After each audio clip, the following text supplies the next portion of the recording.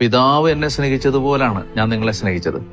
അപ്പോൾ ഞാൻ നിങ്ങളെ സ്നേഹിച്ചതുപോലെ മറ്റുള്ളവരെയും സ്നേഹിക്കണം. എങ്ങനെയാ സ്നേഹിക്കേണ്ടത്? പരിധിയില്ലാതെ സ്നേഹിക്കണം, പരിമിതികളില്ലാതെ സ്നേഹിക്കണം, വ്യവസ്ഥകളില്ലാതെ സ്നേഹിക്കണം. ഇത് ഒരു മനുഷ്യന്റെ ജഡത്തിന് അസാധ്യമായ കാര്യമാണ്. ഈ അസാധ്യമായ കാര്യം, ഈ സ്നേഹം ജീവിക്കാൻ, ഈ അഗാപ്പെ ജീവിക്കാൻ നമുക്ക് കഴിയുന്നത് വിശുദ്ധ കുർബാനയിൽ ഈശോ തന്റെ ശരീരം നമുക്ക് തരുമ്പോൾ മാത്രമാണ്.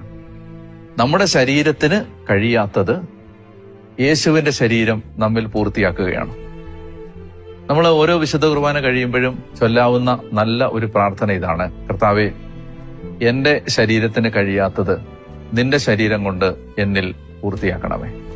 കർത്താവേ, എന്റെ ശരീരത്തിന് കഴിയാത്തത് നിന്റെ ശരീരം കൊണ്ട് എന്നിൽ പൂർത്തിയാക്കണമേ. എന്നെ വേദനിപ്പിച്ച ഒരാളോട് നിരുപാധികം ക്ഷമിക്കാൻ എന്റെ ശരീരത്തിന് കഴിവില്ല. കർത്താവേ, എന്റെ ശരീരത്തിന് കഴിയാത്തത് നിന്റെ ശരീരം കൊണ്ട് പൂർത്തിയാക്കാൻ എന്നെ സഹായിക്കണമേ.